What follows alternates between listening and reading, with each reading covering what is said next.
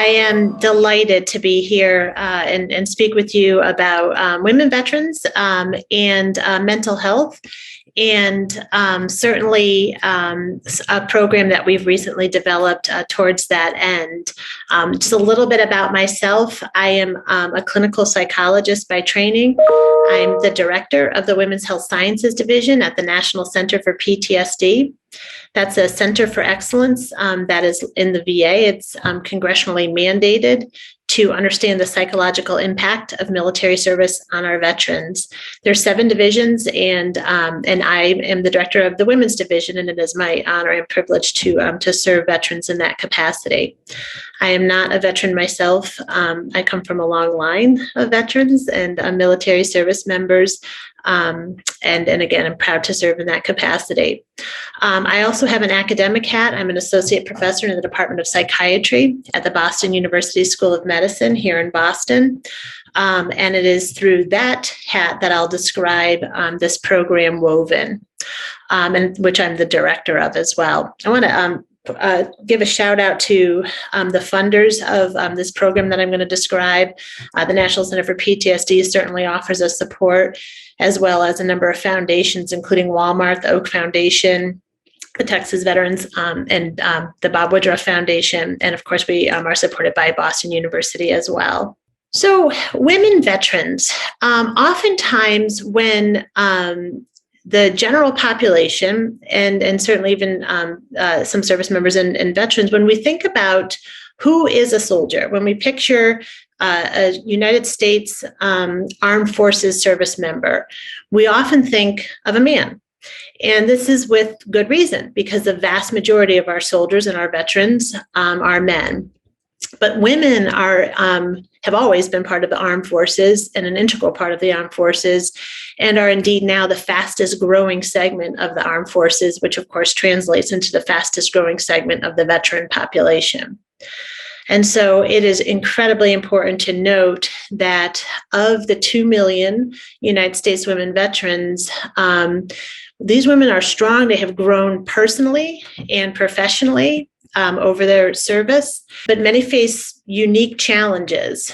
But women veterans have really grown from military service. That said, many of our women veterans have faced challenges, and those challenges are pretty unique during reintegration into civilian life. Oftentimes, our women veterans' challenges, for example, are things like not being recognized for their service. So after separation from service, our women veterans will often report to us that they'll attend a veteran event, and questions may be asked like, which of the veterans are you here with? Are you a caregiver for any of these veterans? And even worse, sometimes their service is discounted. How could a woman be a soldier? And so forth. And so there's been some strong messages given to women veterans at times. And it can be difficult to go to veteran events, access veteran services, access veteran resources when you're often the only woman there, and when your service is discounted or disregarded. And so what we hear over and over again is that some women veterans really begin to separate and kind of walk away from their military identities. This is compounded by just simply fewer resources that are geared towards women veterans. You know, we see this even in military service now with body armor not being made to fit women and so forth. So we see where it's a very male-centric kind of population. And again, with good reason, the vast majority, 85% of our veterans are men. But that means that 15% are women. So taken together, available resources for men they just don't always fit the needs of women veterans. And women veterans separate, they stand back from their identity, and it's difficult for them to find one another in communities and cities across the country. We know that social support is incredibly important in mitigating the effects of loneliness, of isolation, and certainly of difficulties in reintegrating into society. And that's true for all veterans, right? The unit cohesion, the camaraderie that's found in the military is a key element of service, and often is the most missed element for any service member who separates from the armed forces. And this may be more true for women in some ways, because once they separate, they stand back from this identity in ways that might be more unique to women veterans.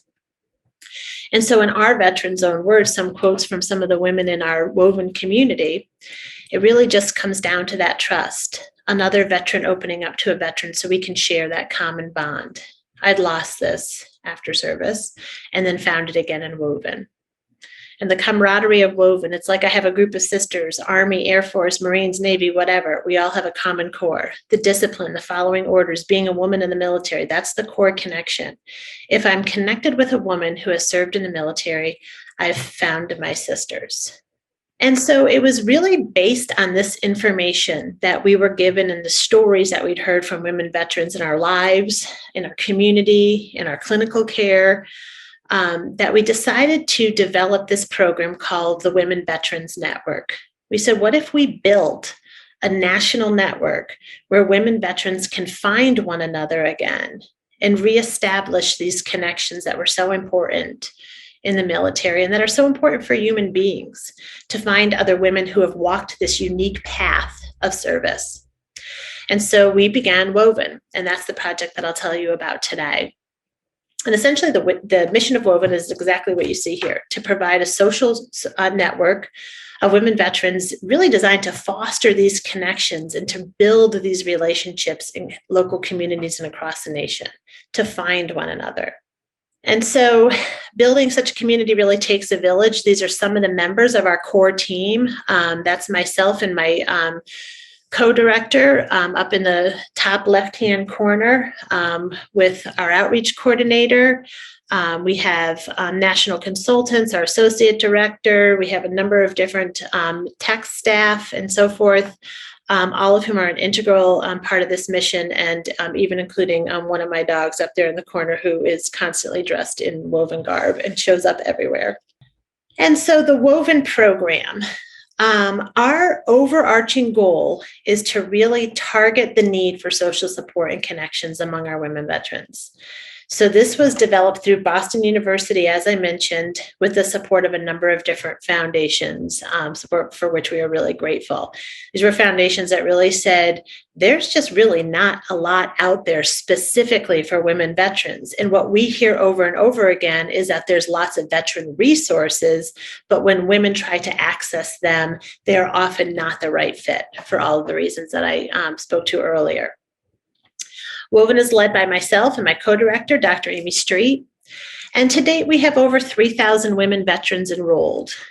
We've trained over 300 peer leaders within those veterans, within that population, and they go on and they do these groups that I'll describe.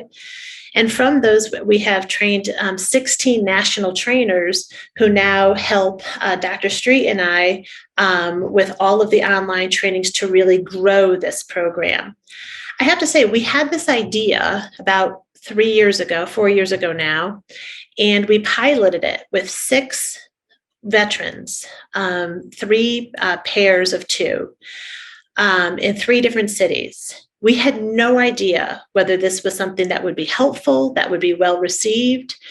It sounded like something that was needed. We thought by now, our first pilot group was about 3 years ago, we thought by now maybe we'd have 500 women join, and we have 3,000. We have a wait list of 700 women ready to get into groups. And we turn that over pretty quickly, but more and more women enroll every day. So as soon as we get women off the wait list, it fills back up again.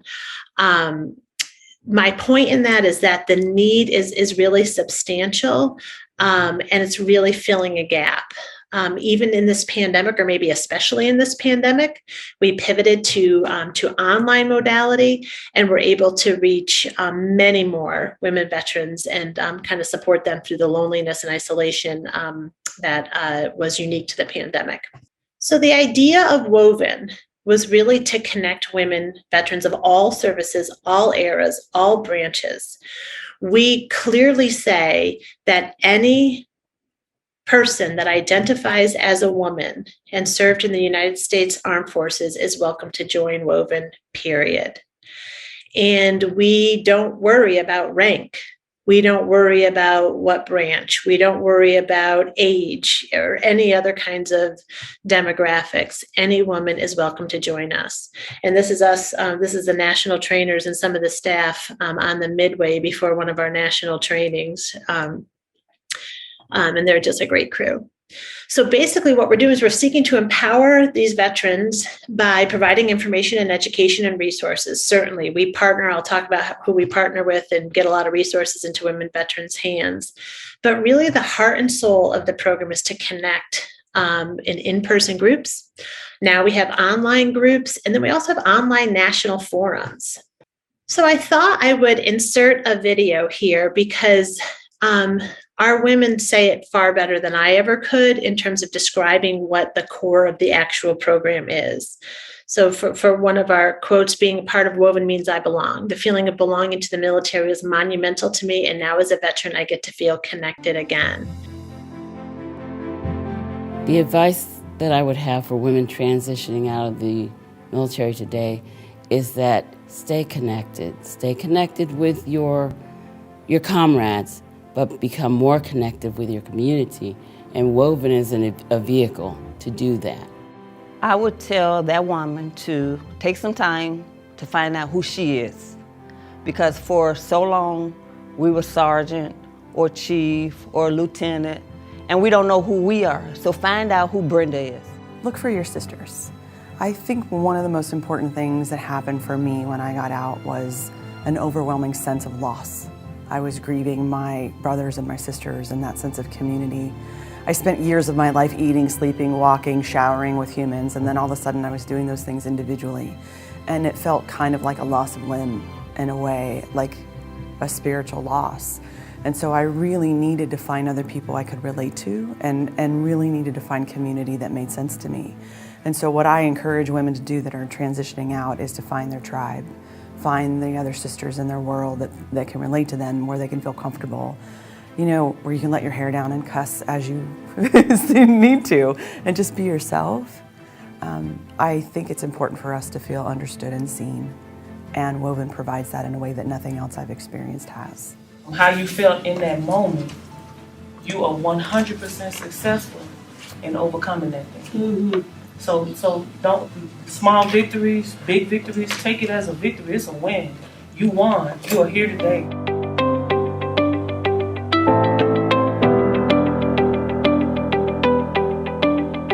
So often we leave the military and we're used to being part of a unit, and that's very structured and orderly and so part of the military culture. But as veterans, we're not military members anymore. We're not in units, we're in communities. And so the more we can really embrace the communal aspect of Woven, the better off we'll all be. You go in and you're in a room with people you don't know, and you have that, is this for me? Is this where I belong? How am I going to relate to people? But just do it, and you will be surprised at the camaraderie that you find and the love and the support that you've been missing. So my best advice is just do it.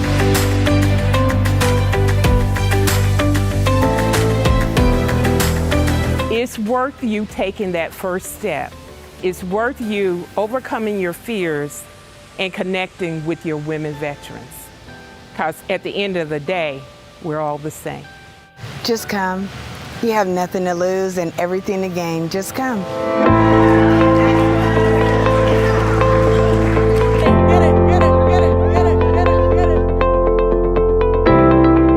If you think you can't because there's something you can't do, I'm not the only one with a walker. I'm not the only one with a service dog.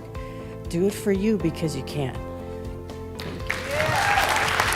When I think of Woven, I tell everybody that's my lifeline. That's the only way I can explain it. Woven did so much for me. I actually thought I was helping others, but Woven helped me through helping everybody else. Each of us bring something to the table that each other needs. So as long as we fill that table up for Thanksgiving dinner, we all gonna eat and we gonna support each other. So keep pushing and know you got sisters for life. Strength and understanding and power and knowing more about who you are and why you are. Truly significant. We learn from another, we teach one another, and we connect.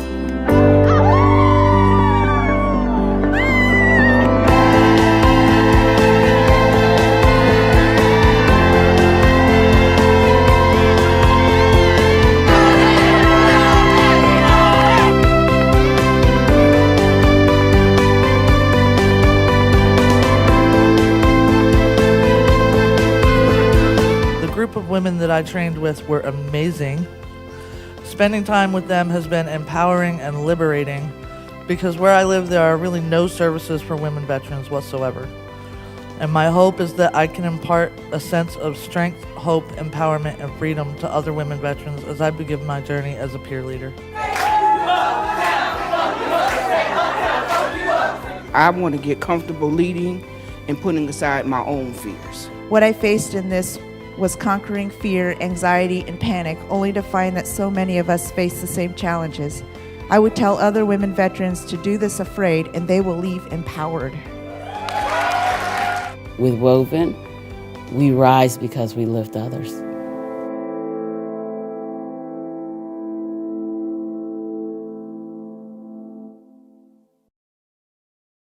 So like I said, they tell it far better than I do.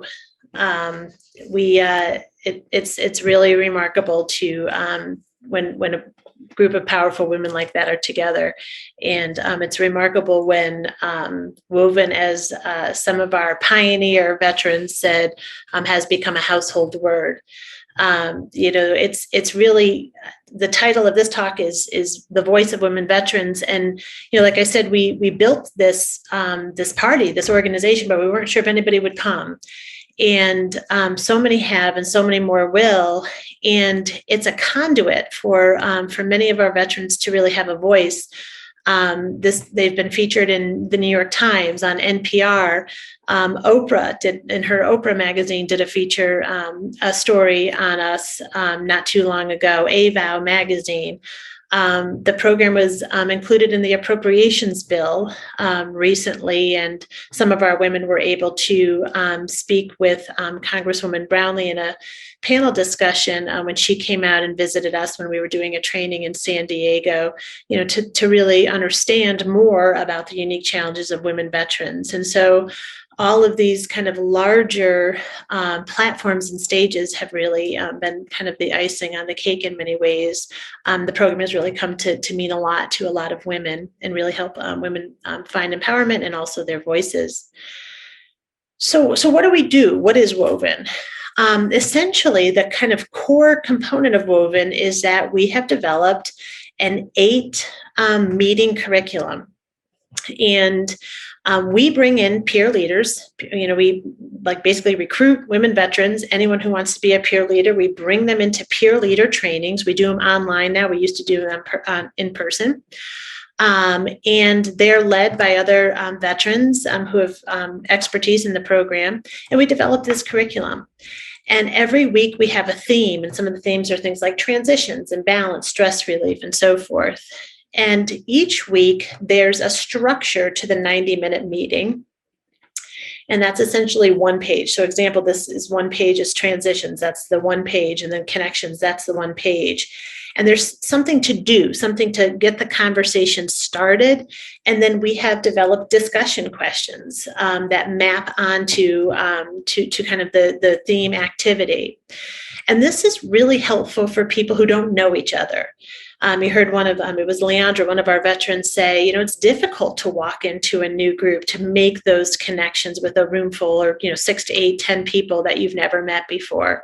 And so this really provides that platform and women are really able to connect over the topics of themes that are relevant to women veterans.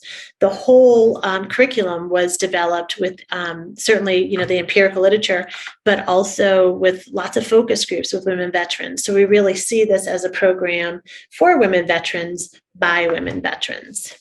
We are constantly trying to make this program better. We do program evaluation, of course, but we also have a research component because we really want to understand what's working and what's not working. And we really want to be able to take any of the ingredients of the program that we see are integral to women veterans' well-being and be able to share those components so that other programs can adapt those into their own programs. And so women are invited, if they'd like to contribute to the research component of it. Not necessary, it's not mandatory, and about half of our veterans do. And so we're really looking to see how these types of social support, access to women-specific veteran resources can really impact well-being. Our demographics change all the time as we grow. Every time I rerun these analyses, it's different. I can say we are a very racially and ethnically diverse group.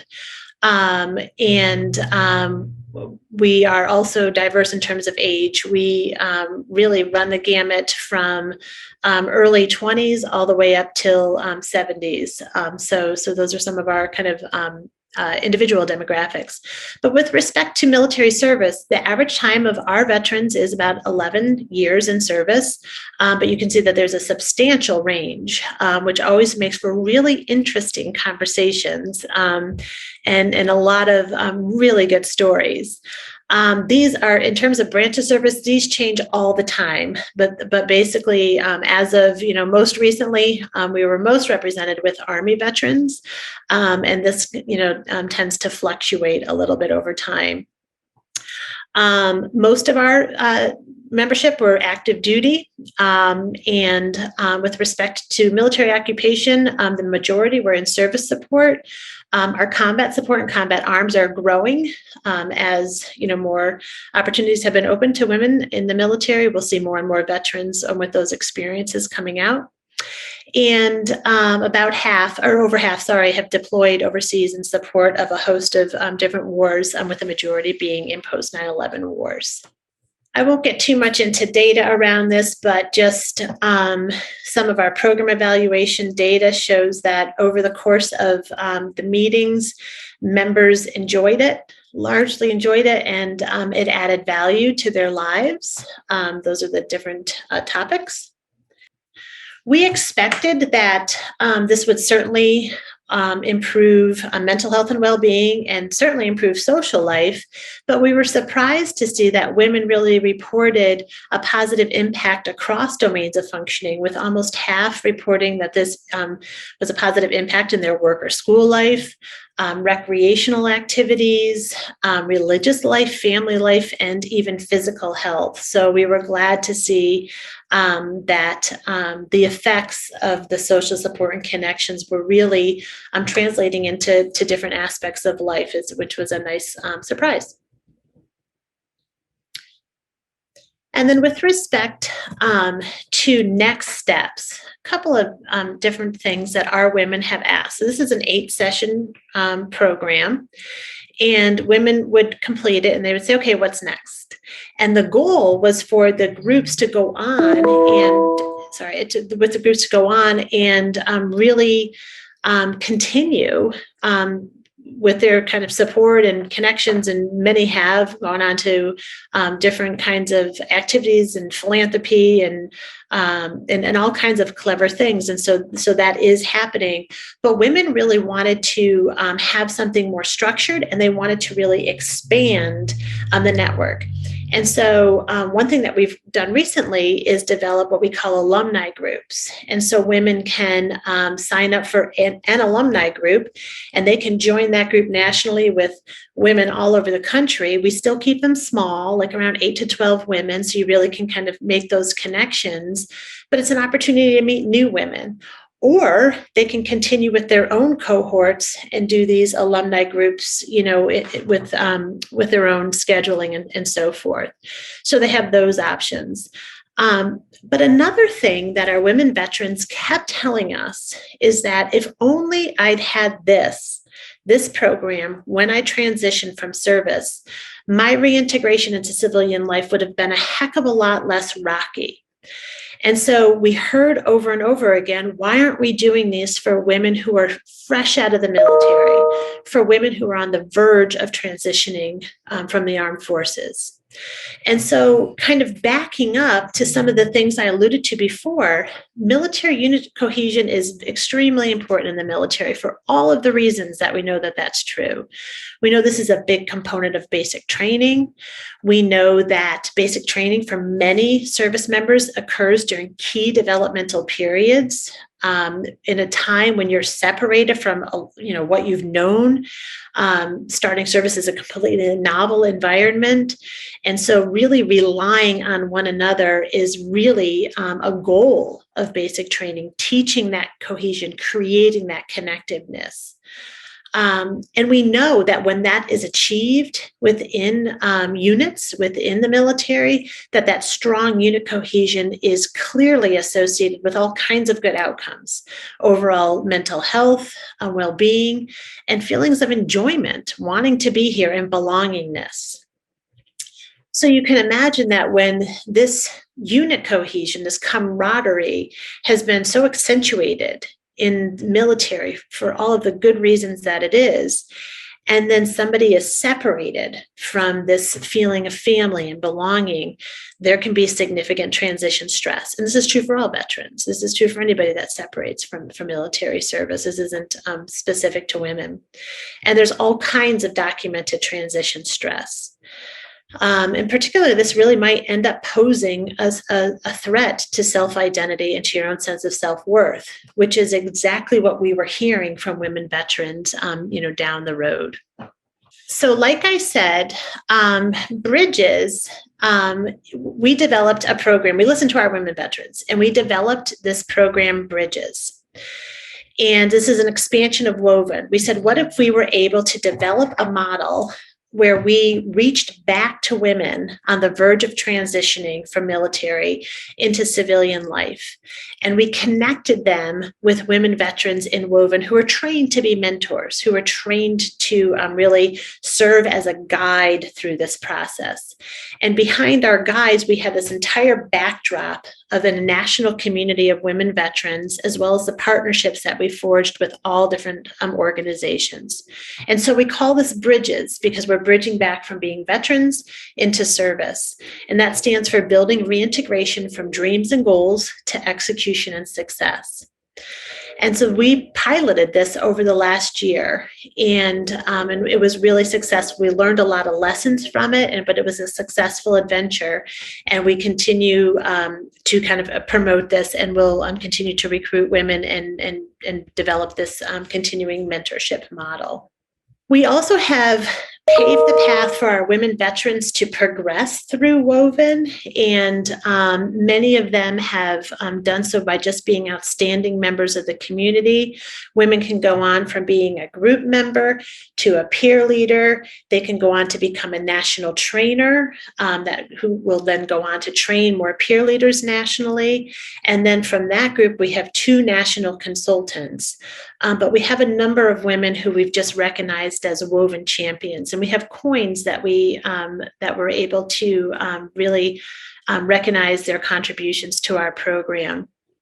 With the pandemic, we have not been able to meet in person since March 2020. We had a national training in San Diego in January 2020 and had no idea that the world, of course, would shut down within the next month or 2. And so we pivoted really rapidly to an online format, and it's worked really well. So we're really happy about that. But what we're going to be doing going forward is we're going to be having a national summit. And so we're planning this now for September 2021, and we'll be able to bring in all of the different peer leaders and trainers that we've been training and working with over the last year, and let them really have this kind of in-person experience and the recognition for all of their contributions to the program. So we really we partner with lots of organizations, but we really try to stay in our lane. We want to keep our eye on the prize of really supporting this mission of genuinely connecting with other women veterans. And so we're happy to partner and collaborate with other organizations, but we try to keep the 90 minutes over 8 weeks and these groups really central to Woven, and not bring in other materials and advertising and the kinds of things that start to kind of fray that core curriculum. And this is a picture actually of our 2 national consultants. When we were in Orlando doing a training, they were invited to go to Disney and to retire the flag there. And it was an absolutely moving experience. If you go on YouTube and look at some of our promotional videos, you'll see them telling the story of that. And there's never a dry eye in the house when they talk about how important that was to them and to all of the young women who saw them do that. It was really a remarkable moment in the Woven history. I won't go through all of these whatsoever, but these are some of the organizations that we partner with and collaborate with. We are always happy to partner with any organization who shares this mission of getting good information and good resources into our veterans' hands. We have over 100 organizations now. We love to promote your services, and so please contact us, and we are happy to put you on our website, and we'll do interviews and include you in our newsletter so women veterans really can get access to your resources. Of course, we have social media handles and a website, all different ways that women can enroll. We have a monthly newsletter and weekly email blasts that go out telling people all of the different activities and organizations and fun stuff that we're doing, as well as news and so forth. So again, anybody who identifies as a woman and has served in the United States military is more than welcome to join us. And the last slide is just a few pictures of our different functions and our ladies. And with that, I will end and take any questions anybody has about the program or women veterans and mental health in general. First of all, Dr. Galovski, I'm very excited to have learned about this program. As a veteran myself, this is a very important area, and I have seen it change throughout my career, but it's good to see it getting the kind of attention it deserves finally. Here we go. So we do have a question about acupuncture support for PTSD and stress. Is that anything that's of interest to your research? That's a great question. My area of research outside of Woven in my primary position is to develop interventions for PTSD. And I actually had submitted a grant one time, some time ago. It was during the Obama administration to look at acupuncture and to couple that with some of our evidence-based treatments and see if we could move the needle further towards recovery. It didn't get funded, unfortunately. But there have been several studies that have shown that different mind-body interventions, acupuncture would be one of those, meditation, yoga. There was just a study recently published on yoga. So these kinds of interventions that have been shown to decrease stress have a really palliative effect on PTSD as well. So yes, that's a great strategy for reducing stress, including post-traumatic stress.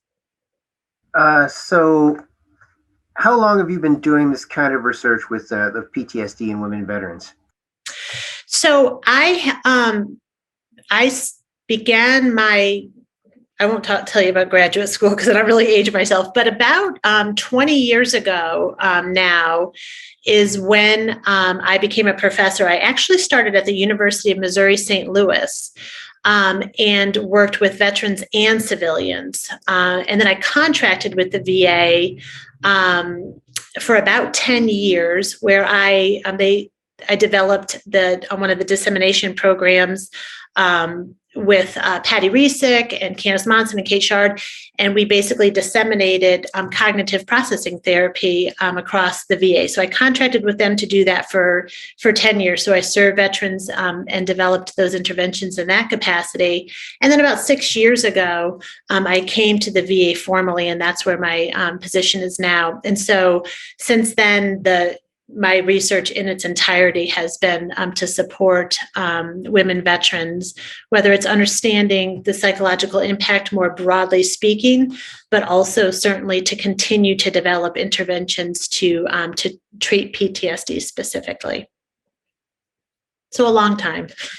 Okay. So would you explain more about how women connect to Woven? Thank you.